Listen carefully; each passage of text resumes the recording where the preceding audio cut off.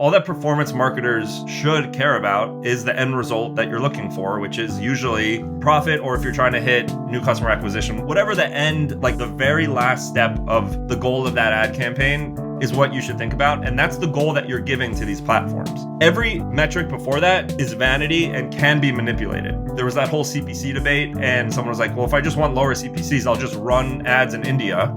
And then obviously it's not going to hit your end result. If I'm trying to get like a thumb stop rate, click-through rates, or video completions, maybe someone will watch 2 seconds of video and then convert. Let's go find more of that. I just want people to buy stuff. Focus on that. I don't care about anything else. Google can get me $100 clicks. If they get me $3,000 in profit, I'm happy to pay that, versus dollar clicks that lead to nothing. Just focus on the end.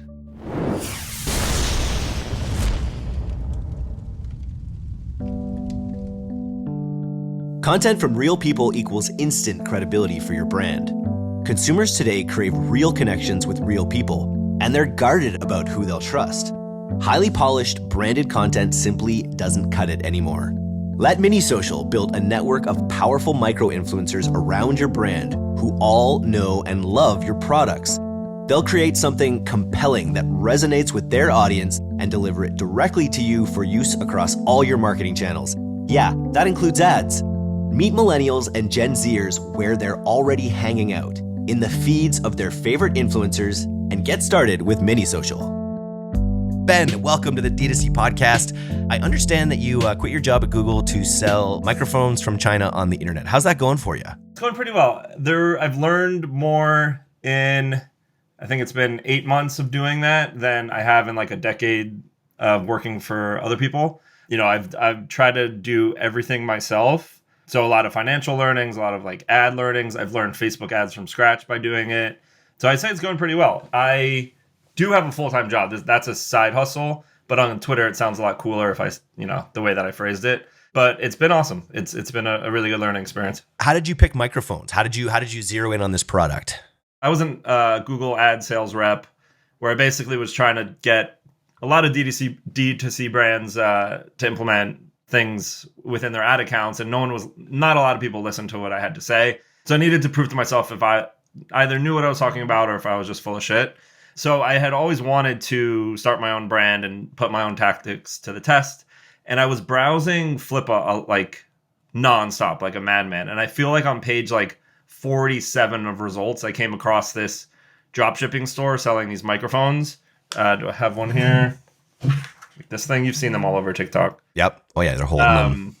It was either a scam or a hidden gem. It was $2,500, fully built, fully automated, connected with suppliers. Everything was built out. It had been live for a month and was profitable. So I bought it. The kid gave me like 30 hours of training, and then I just ran with it. And so I didn't come up with the product myself, but I've found some ancillary products and stuff to try to cross sell. But it was a beautiful thing just to buy and be able to take it from there instead of starting from scratch. Got me a really good head start. That's really cool. And so I'm curious, I've worked with a lot of ad reps in my day, and ad reps are always on about how they think you should be using the tools. And as a ruthless performance marketer, we're always trying to find our own workarounds. So what did you actually find? Did you eat your own dog food, or did you realize that it didn't taste great? Well, I mean, my vision was to use Google Ads to do this thing, right? Like, I knew a lot about Google Ads and thought I could, use PMAX and like shove it in everyone's face that I was able to leverage it for profitably, and I just couldn't get it to work, honestly. With a product like this, I guess there's not a lot of demand for TikTok wireless microphones and stuff like that, and I just couldn't get it to work, and then forced myself to hop into the Meta world, and now I'm like exclusively running on Meta.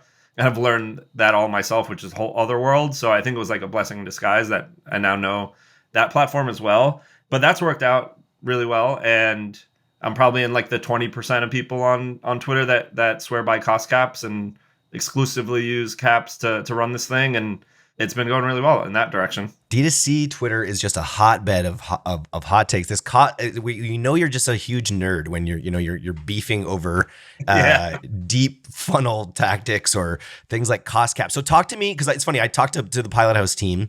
They're spending across all these different accounts, and they have a very less, they use cost cap sometimes, but they're always running multiple things at once.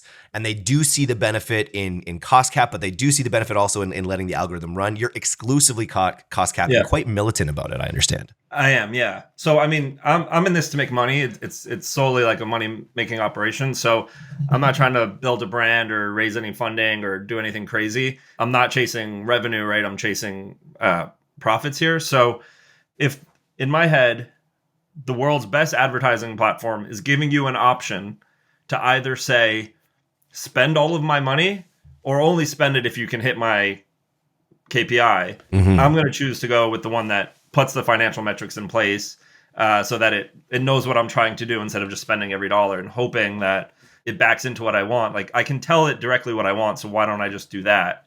You're right. It's such a nerd thing, but like, I lose disrespect for people that don't use cost cap. Like, I can't talk to them. Like, that's hilarious.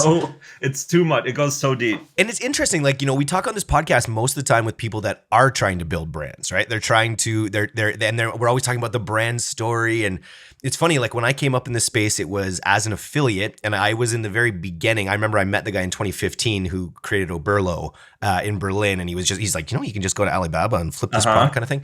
And in those early days, anyone and their mom could start a drop shipping type store and have it work. And there's been this narrative in the space that, okay, now you need the narrative, you need the story, you need the founder story, but you're kind of a living example that this sort of like, it's like elevated from drop shipping slightly, but it's essentially that model, right? Yeah. But also like drop shipping is just a fulfillment method. Like, why does it matter that I have product in the US? Like, the only difference to me is that it ships quicker. Since we're talking about making money, like it's cheaper to ship from China to a US household than it is for me to ship to a US household. So if I were doing the inventory route, I'd buy in bulk and tie up all my cash into that and like lose a ton of sleep knowing that I had to sell all of this product. Secondly, I'd have to import it, deal with all that. There's a ton of regulations and all that I don't even want to think about. And then sit here fulfilling orders or paying someone else to fulfill orders and just eating margin. So like, you can totally build a brand with a drop shipping store. I think it's actually a smarter thing to do. The only downside to me is the time it takes to ship, and doesn't seem to be that big of a deal. No, 100%. I think it's more that's the quick and dirty mentality that a lot of that came with the drop. A lot of like fly by night stuff. It's funny. I bought my worst online shopping experience was a TikTok ad where I was buying like a set of like weights that had like the weight selector thing. And then I received them and they're literally baby rattles. They literally said, they didn't just send me nothing. They literally sent me baby rattles. That's great. Which is just like, that was a bad experience. So that was a brand I'm not buying from again. Maybe I'm like ethically drop shipping. Maybe that's the label to put onto it. And then what do you think about brand? Like, you say you're trying to make profit, not a brand, but how do you think about brand with what you guys are building? People aren't going to buy from me again because it takes 2 weeks to get from China to them. Like, it's me and gorgeous CX. Like, every morning I spend 20 minutes like answering customer service inquiries with like macros and stuff. So they're not getting, like an Eli Weiss CX relationship with my store, but I am handling it. Look, I think there's like just big enough of a addressable market of people who want these things that I can just acquire customers over and over again. Of course, that's going to hurt me because every order needs to be profitable out the gate.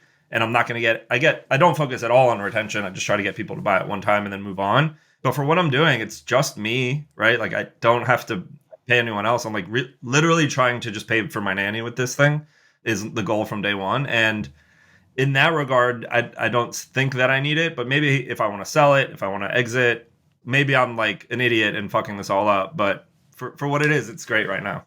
And what's the price point you're optimizing towards? That's $40 for 2 microphones that come. That's interesting. These all seem like a slight anachronisms in a way, like that this stuff is still it's still just totally doable to profit on that first order on something that is a lower CPA.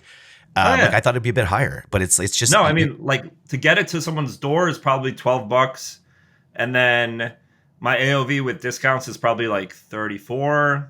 There's enough room in there, and I literally just put in like a $15 cost cap, and some days I sell a ton, some days I sell nothing, but I rarely lose money on a daily basis. How did it go over, like, because I guess one of the bad raps with cost caps is that they're just harder to scale. If you really are trying to scale aggressively over a Black Friday period. So how did your scaling go during that period with aggressive cost caps? That's a great question. So something I always recommended as a Google rep, I did over Q3 and Q4. So I always talked about building up a funnel in August, September, and October so that you could crush it in November. So I did exactly that. I ran up my spend and my sales. In September, I did 130K in top line. And then October, I did 100K in top line, all break even. Like, was really on the margin and all that stuff. And then I focused on efficiency for November, and I had my best month yet. I think I brought home like 12K profit, which as a side hustle was like everything that I wanted. I could get 2 or 3 nannies at that point, right? Which would have been awesome. Double the nannies. So I just used the caps as a lever to drum up volume and then drop volume to make it way more efficient. So it's like, yeah, that is the way I think that this should be done, as opposed to guessing, oh, I can spend 10K today and you have no idea where it's going to come in. Rather just like use it as your lever. That's how Google Ads works. So like you set a ROAS target. Everyone's like, oh, you're going to bleed your funnel. You're going to run out of people to target. It's like, it's the same thing. You're just giving it a different goal. Instead of spend all my money, hit this KPI. I don't think there's like any technical changes that happen on the back end, and no one's been able to prove it. It's all theory out there. There's no one who's like dead set against cost caps, are there? Like, I think everyone uses them to some degree. It's just the degree to which they use them, probably. No, there are people that are like, will never touch it. Like Professor Charlie is. Let's just do a podcast on Charlie. Let's just beef on Charlie. Well, look, I love him. I've learned a lot from him. Yeah, me too. But I've seen his, what he's talked about. He's gone from like never ever use cost caps to now he's saying that he invented cost caps 5 years ago. It's just a really big shift. Wow. In his message, which is awesome. It's just been like great to watch that progression. I wanted to back up a little bit to Google. So like Google is where I cut my teeth in the industry back when it was AdWords. I remember just innovating on like how I broke my campaigns down into these micro groups and had ads that went to each one in these big spreadsheets. I really remember fondly of like cracking that code back in the day. What are some of your big takeaways? For how long were you there? And like, what are some big takeaways from like being part of that organization for so long? I was there for 3.5 years. I'd say on the ad structure side of things, it's similar to what you just described, but it's evolved. So I actually wrote about this last week, how it used to be, to your point, like you'd have a single keyword ad group, or a SCAG is what they would call it, right? Yep. And you'd have one keyword in that ad group and it would drive to like a very specific landing page. Now it's about themes. So instead of like keywords, to me, keywords are dead. It's now about the signals that you're giving or the theme that you're putting in your ad account. So Google's like, if you look anywhere on LinkedIn or Twitter, everyone's complaining like, oh, Google's exact match isn't like following the rules of exact match. It's like getting all these close variants and all these similar search terms. They're like done with keyword match types. They're looking for the intent behind a query. And they've gotten so good at understanding what someone actually means by their search that they're taking the liberty to match it to your keywords, regardless of like how tightly controlled you're having it. So it's really about just giving as much context to the system as you can so that it can match you to the right queries. And it's like in Facebook, everyone says like media buying is dead and creative is the new targeting. It's the same thing, just like it's not an ad creative. It's the keywords, your landing page. That stuff is the new targeting. And people have been really slow to adapt to it. It's a really good insight. I keep thinking of like semantic, semantic actual understanding, where you basically like, we have these words and then we have all of these meanings that like float around these words. Like, have you heard of like the Kiki and Booba experiment? I have where not. You can like look at this, you look at these two drawings and one of them is like this, one of them is like round and fluffy. Like, which one is Kiki and which one is Booba? You just know that the fluffy one is Booba and the sharp one is Kiki, right? And that's just one micro example. But Google's been for 20 years now seeing what we type and then seeing what we do, and you know what I mean. And so it knows it has this web of semantic understandings all around our language. Absolutely. And to me, I was like, all right, let's exploit that. Let's like let them make this decision. I'm giving it a ROAS target, so just an unlimited budget, figure it out, and they will. But I don't know. It's mostly agencies that are just like trying to stay stuck in their ways. And like, I don't know if you've seen this also on like the meta side, like people just have these old tactics that worked really well, but these things change like very rapidly and even more quickly now. So you got to stay ahead of it and just like lean into it. It's not going to retract. Like you got to stay ahead of it. I came up in the Tim Bird era where he was, I don't know if you know Tim Bird, but he had all these, it was like surfing and the shotgun method and all these like very like neatly branded tactics. Sure. I know people still surf budgets when they're, that's still happening. But yeah, when it comes to like these tricks that there just aren't really tricks. It's just sort of like, it's just like how we talk. It's funny. My friend was just showing me on ChatGPT, like the conversation function that you can now have with it, right? Where you can just ramble and you can kind of, and it is just sort of all about the context that you give it. That gives you the quote. Like how long until that? Like how long until you're just like speaking your campaigns into Google basically? Well, I mean, PMAX is kind of that. You're like, here's a landing page. Here's my ROAS target, and then here's some assets you can use. Figure it out. It's essentially that, and people just are trying to control it too much. Where it's good at figuring it out if you give it the right clues in the right direction. You recently said, "Fuck your creative metrics. Give me that ROAS." That's what I like about you. Like even when you were with Google, like I started following you just because you were. I call you the rogue ex-Googler because I think Ben Kruger, the rogue ex-Googler, because I think you were willing to kind of speak your mind more than kind of reps I'd have in the past. First of all, why are you so controversial? And second of all, what creative metrics are you saying we should fuck? Fuck all of them. They're all just leading indicators. All that performance marketers should care about is the end result that you're looking for, which is usually profit from that transaction or profit, or if you're trying to hit whatever you're trying to hit, new customer acquisition, whatever the end, like the very last step of the goal of that ad campaign is what you should think about. And that's the goal that you're giving to these platforms. Every metric before that is vanity and can be manipulated, right? Like there was that whole CPC debate and someone was like, well, if I just want lower CPCs, I'll just run ads in India and I'll get super low CPCs. And then obviously it's not going to hit your end result. And on the flip side, if I'm trying to get like a thumb stop rate, which is like the dumbest thing I've ever heard, or like click-through rates or video completions, like why does that matter if maybe someone will watch 2 seconds of a video and then convert? Let's go find more of that, because I don't like someone watching the video is not correlated to them buying it. I just want people to buy stuff. So let's just focus on that. I don't care about anything else. Google can get me $100 clicks. If they get me $3,000 in profit, I'm happy to pay that, versus dollar clicks that lead to nothing. Like it's just focus on the end.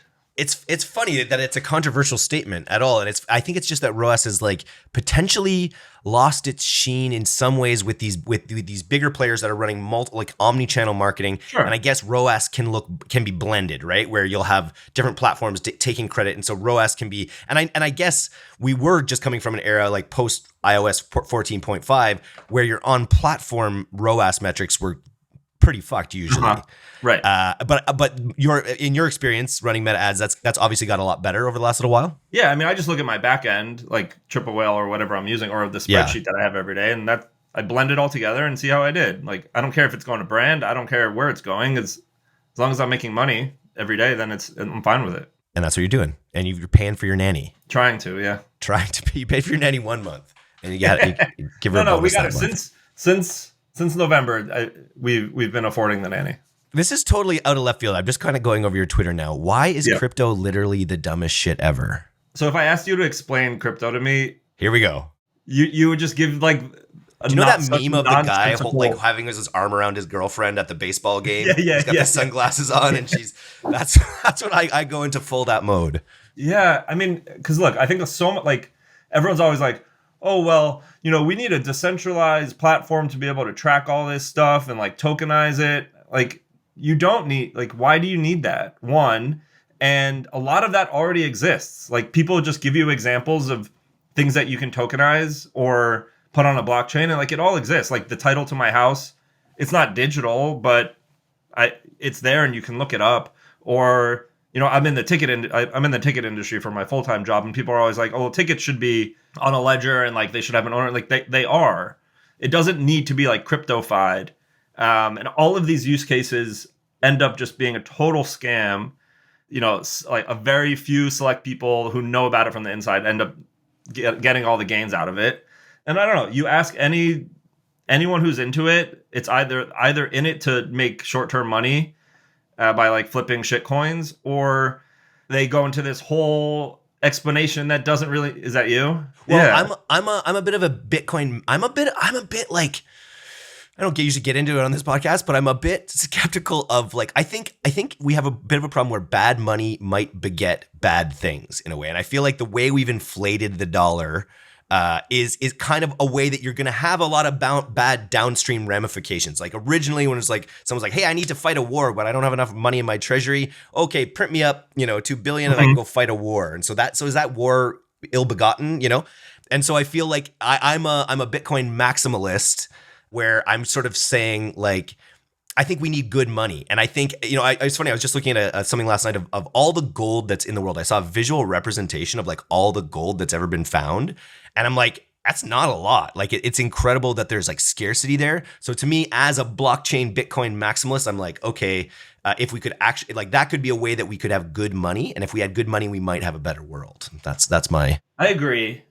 I think I removed most of Bitcoin from this crypto world. How about that? Yeah, done. Because I have bought enough shit coins to know that they are Ponzi schemes. They're mini Ponzi schemes, right? Like in a lot of cases. And it's so like, look, I've seen some tweets of like, oh, this is the insider knowledge of this new coin. And like, I'll buy it sometimes just because like, I don't know, I'm very short-minded sometimes. I like want to double my money up, but then you always just lose and it's a scam and like none of it means anything besides the potential of maybe Bitcoin, but everything else is a giant scam, in my opinion. All right, we're on board with that then. Talk to me a little bit about what you're doing on the ticketing side. Are you involved in the Google side with the ticketing business? Yeah, so Event Ticket Center was my biggest client when I was a rep. I worked with the founder and the team for a year and a half, and it's funny, he's the only one. Remember I talked about how no one would listen to what I was saying?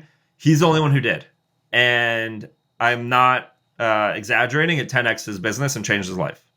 He was on the old school stuff, exact match, cost per click bidding, negative keywords, and he's gone full like 0 to 100. He has like, I think we have the most pure Google Ads account you can see, like all broad match, doing all of the things that Google says that we're supposed to be doing, and we're killing it. And it's fun, and we're on the cutting edge of a lot of things. Like we're breaking things, and it's been awesome. So like that's been the ultimate validation in how well this stuff works. And do you think it's beneficial because it's more of a digital product, or it's not an e-com experience, or is this just how, at scale everyone you think should be running? Yeah, I think it's at scale how everyone should be running. 100%. Tell me a little bit more like actually about how it works in your business case. So you've got all these different tickets that you're kind of arbitraging, that you're selling. And by keeping things broad and open, it just allows the system to find what people want? Yeah, so think of us as an affiliate where we're selling an existing pool of inventory of tickets, right? It's all demand capture. It's all people looking for tickets to a show. And we're really good at being, the top 3 results and converting that user in that session to buy tickets for the show that they want to go to. We have... At any given time, there's 120,000 events live on our site, and that has, ad groups and keywords all attached to it. So we have like a phenomenal team creating these ad groups, these ads at scale, and also just building things in a way that we know is going to give Google the most information to sell. Because if you think about it, Taylor Swift has 40 stops. How do you know which show to serve someone looking for Taylor Swift tickets? We do that all by giving context and signals to Google for it to make its decision on which specific show, city, date that someone might be looking for. It's pretty amazing how we've gone from like tightly controlling that stuff to just giving free reign to the system to figure it out. My big question is Taylor going to make it back for the Super Bowl from Japan? I've looked at those dates. It's going to be tight. I mean, this was so obvious that I'm like a big, I think everything's rigged, especially like NFL. Okay, let's go. If you're a conspiracy theorist, then you know that there was that, because I was even just reading Bleacher Report or something last week. Yeah, but the logo colors. So they threw it. Was that a setup? Was that because let's talk about it, because they said that for the past 4 years the logo colors were in the Super Bowl icon, and they were. You go back to the Bengals and they really did. And this year they had the purple and the red. So it was like, when it's a little bit of red, that team wins. win. So it was supposed to be San I saw Francisco that. Ravens and San Francisco wins. But ultimately, you wake up and it's like, oh, Taylor Swift in the Super Bowl. That's what they wanted the whole time. Right. If all that's true, if they 5 years ago wrote out the colors strategy and came up with that, they deserve an applause for it. But it is interesting how, like, to that point, I'll go, like, whatever, we'll go deep. Like, this year, like, that color thing was everywhere. Like, did they, like, people were promoting this color conspiracy, like, for the past couple months, really, like, out of nowhere. And I'd never heard of it before. It's almost as if it was designed that way. You like saw there was a Canadian news station that had a placard that said that these two people are going to be performing at the Super Bowl. Was that I never got it. Who knows what's real, Ben? But I did see, like, that it appeared to be a placard from a Canadian news show. But you never know. You never know these days. That, I mean, their viewership, I don't know the numbers, but you have to assume have doubled when the Chiefs play. How are they not going to put them in the Super Bowl? It would be idiotic. And then, but how do they do it? It's in basketball, easy, magnetic rims. Just turn it on. You need a couple 70-pointers. You need a couple 70-pointers. You need Kobe to go out on the right number. You know, we're going real deep here, but you just turn on the old magnetic rims. I've gone deep on this rabbit hole, and this idea that professional sports are too big to be left to chance. Yeah. But what does that mean about the rest of the world? I guess. Fair. I mean, politics and all, obviously, right? Yeah. No, I mean, the players can't, like, I mean, of course they could be in it, but. And they were 8 men out. We're in on it to a degree. Yeah. It was funny. I saw the Lil Wayne NFL commercial where they handed him the NFL script for 2024. Did you see that? So they're like, they're knowing, they're in on it, or they know that that's what people are thinking. It's just sad that you, like, any sports clip you watch on social media, you go to the comments, it's like, everyone's talking about it being rigged. Mm-hmm. That's sad because, you know, it's a great American pastime, you know? I know. Well, how long has it been rigged for? All that comes into mind. And, like, I don't know, Kelsey, I don't want to go down this path, but we will. Like, he's in, like, Pfizer commercials and stuff. Like, and then people are saying, like, Swift is going to turn into, like, a Biden psyop and, like, get her whole fan base to go Democrat. Like, shit runs deep, man. Yeah, I have a slight gag order on talking about these things on the DTC podcast. We'll have to go down the. Yeah. I keep threatening to start a bunker podcast from my bunker, becoming the Canadian Alex Jones. But even he's a psyop. So yeah. Great. What else? What? Like I was just away on a 5-day ski trip, so I wasn't plugged into D2C Twitter. But I come back and everyone's freaking out about dinners. About D2C dinners, and I'm someone like. I live on sponsor dollars. I love dinner. I really want to do a ski trip now that I've done this. Like, I want to go to Whistler and bring a bunch of people in and get sponsors to pay for that. Were you following that thread? And, like, what was the sentiment there that they're all fake or something? I think the sentiment was like, how can you focus on your business and you're going to all these dinners is what or maybe that's me thinking that, but that was my takeaway. Man's got to eat, Ben. That's fair, but, like, I have ramen noodles downstairs, like, you know, that's what I took away from it, but maybe I'm missing half of it. I know some guys are standing up for it. Like you said, like, that's the way that the community works. And, like, it is tough for SaaS platforms to market. It is a very good way for them to do it. I think taking a more higher level look at it, like, there's a lot of shady shit with sponsorships and e-com, maybe in other industries as well. Like, there's clearly people promoting things for either not disclosing it or for other benefits, or maybe they're an investor in the company. And there's a lot of that going on. And I think the dinners is just maybe a small piece of it. Fair enough. Yeah. Bringing people together in this space has always borne a lot of fruit. And whether sponsors pay for it or not, I just feel, like that's my main sentiment is a guy's got to eat, and why not eat with a bunch of other entrepreneurs while someone else is paying for dinner? But I understand there are some potential there. I don't know actually what the issues were. I think it was just the time and focus. But, like, it's not like Cryptic sponsored, right? They're, like, publicly sponsored by different SaaS platforms. So maybe the issue was just in the time spent. I don't know. What value do you get out of your social media presence? Is it for shits and gigs, or mainly, right? I mean, I've met a lot of great people. Yeah. My wife thinks I'm weird that I have, like, Twitter friends and stuff, but I think we can all relate to that. She's just jealous. Yeah, right? Yeah. What else have I gotten out of it? I mean, I've learned a lot, to be honest, like, a lot. I can ask, like, any of us can ask a question and get very varied responses, but a lot of information from it. There's a lot of people that put out really great information that I get to see, and I think a lot of thoughts in my head, and it's nice to be able to just put them out there. That's been great too. I saw your other Twitter post there about PMAX and how people are using it wrong. Can you expand on that a little bit? Sure. But just back up for the audience. So dynamic search ads were like the predecessor to PMAX in a sense where you would set up a campaign and give it a bunch of URLs for Google's bot to go scrape, pull content from, and then, like we were talking about before, use the contextual understanding of your website and what you're selling and everything else that's in your account to create its own ads and target its own keywords.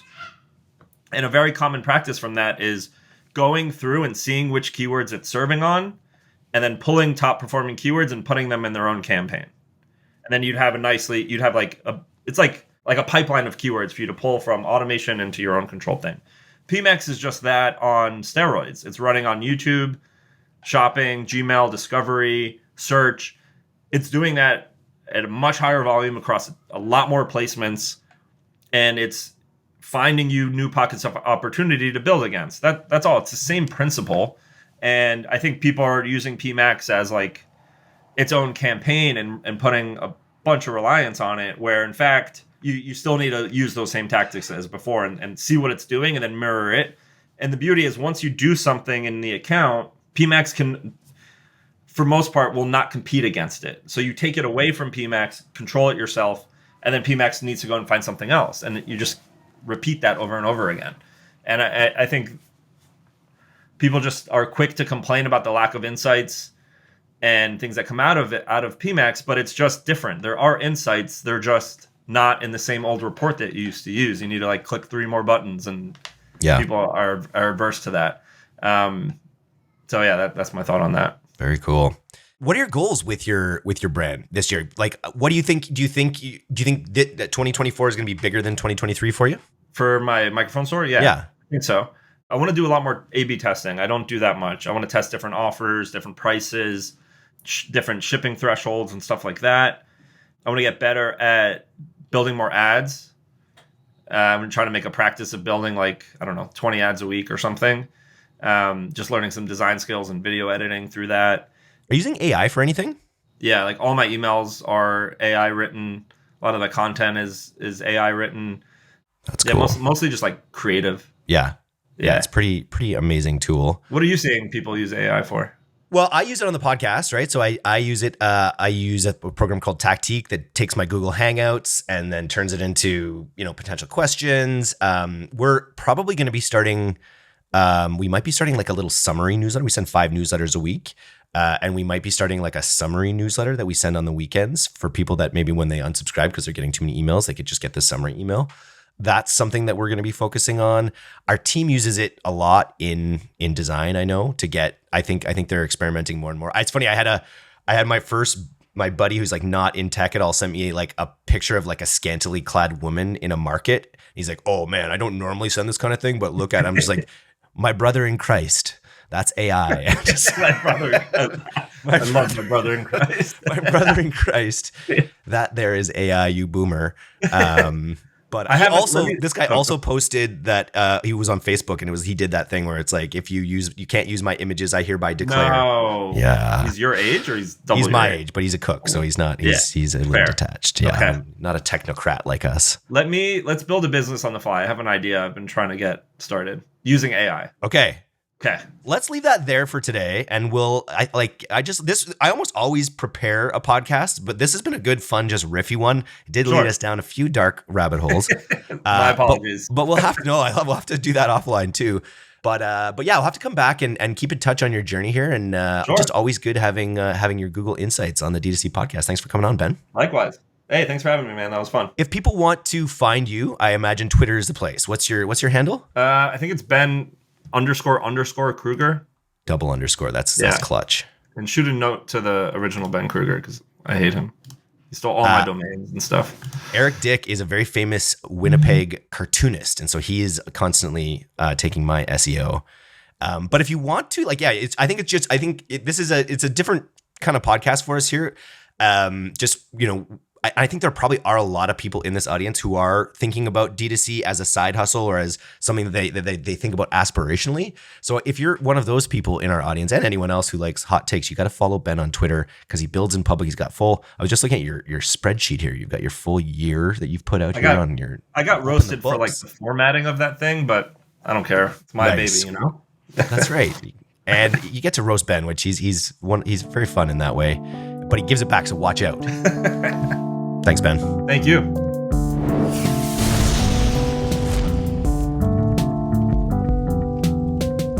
Thanks so much for listening to today's episode. If you're not a subscriber to our newsletter, you can do that right now at directtoconsumer.co. I'm Eric Dick, and this has been the D2C Podcast. We'll see you next time.